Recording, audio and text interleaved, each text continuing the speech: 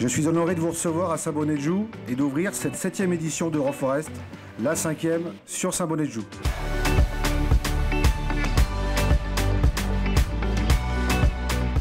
Nous sommes ici à la 7e édition d'Euroforest, la 5e dans cette forêt du groupement forestier de Chaumont et la plus importante aussi en termes d'exposants et de visiteurs. Euroforest en fait est une association entre Fillebois Bourgogne-Franche-Comté et la coopérative CFBL. Alors l'édition 2018, c'est vraiment l'édition des records. On a 369 exposants, alors que nous n'en avions que 262, ce qui était déjà beaucoup en 2014. La surface d'exposition a progressé de 70%. Le Grand Charolais aujourd'hui est très fier d'accueillir Euroforest, cette magnifique manifestation. Et pour être très bref, je n'ai que 2 mots à dire finalement. Bravo, bravo à tous les organisateurs qui se mobilisent depuis tant de mois pour donner une concrétisation à cette formidable idée.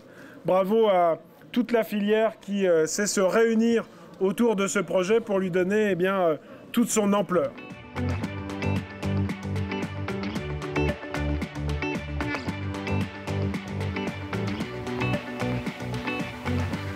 Euroforest, c'est à la fois des professionnels et des particuliers, c'est la forêt et donc c'est aussi nos adhérents puisque l'exploitation forestière est le métier historique de la Fédération nationale du bois. Donc c'est être parmi nos membres et en forêt c'est très agréable bien entendu. Un salon comme celui-ci est exactement au centre de ce que nous devons faire, nous, France Bois Forêt. Nous devons aider des gens qui se mobilisent pour le bois et pour l'usage du bois. Ce qui est important, à partir du moment où on donne quelques moyens à la presse et aux médias en général, de diffuser des messages, effectivement, ça contribue, à mon avis, un peu mieux à ce qu'est l'acceptabilité du bois. La forêt en France, elle a toujours été gérée par la main de l'homme. Et il ne faut pas que l'opinion publique se dise non, non, la forêt elle est sauvage. Non, la forêt elle n'est pas sauvage. Si elle est belle, si on a des belles futaies en forêt domaniale et en forêt privée, c'est parce qu'il y a eu la main de l'homme sur plusieurs générations. La difficulté, c'est qu'on vit du travail des générations précédentes et on travaille pour les générations futures. Donc ça, il n'y a pas d'autre métier comme ça. L'homme a du mal à gérer ce qui vit plus longtemps que lui.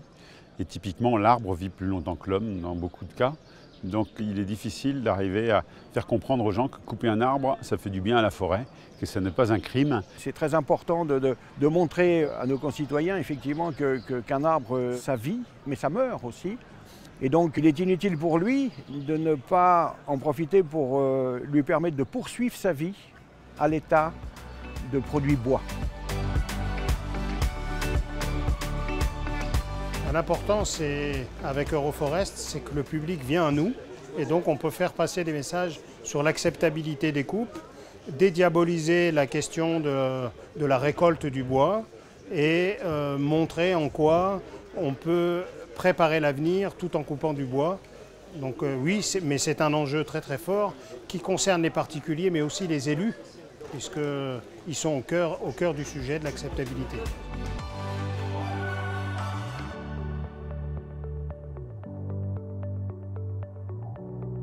Je siège à l'Assemblée nationale au groupe d'études bois et forêt et dans le cadre du projet de loi de finances 2019, je porterai les propositions des professionnels de la filière qui me semblent répondre aux défis du renouvellement forestier français, notamment une mesure qui pourrait consister à consacrer un montant par tonne de CO2 pour la plantation d'arbres.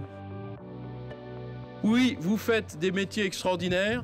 Oui, il y a des enjeux humains et économiques puissants, notamment pour limiter au strict minimum les importations et développer les exportations, mais si possible, bien sûr, de produits finis et respecter, ménager nos ressources extraordinaires dans le bois.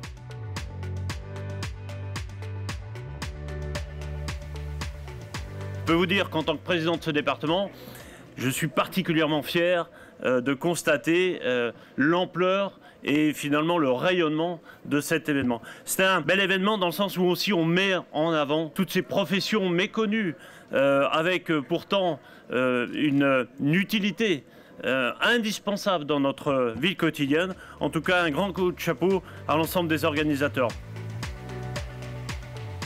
Donc je voudrais simplement dire à tous les forestiers qui sont ici présents, eh bien bravo pour votre travail, vous pouvez être fiers de votre travail.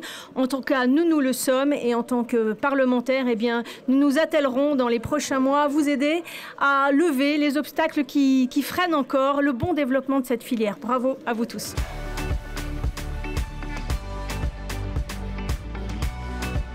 Avec le temps qu'il fait aujourd'hui, c'est extraordinaire de voir le dynamisme qu'il y a dans l'exploitation forestière. Justement, c'est encourageant pour l'avenir.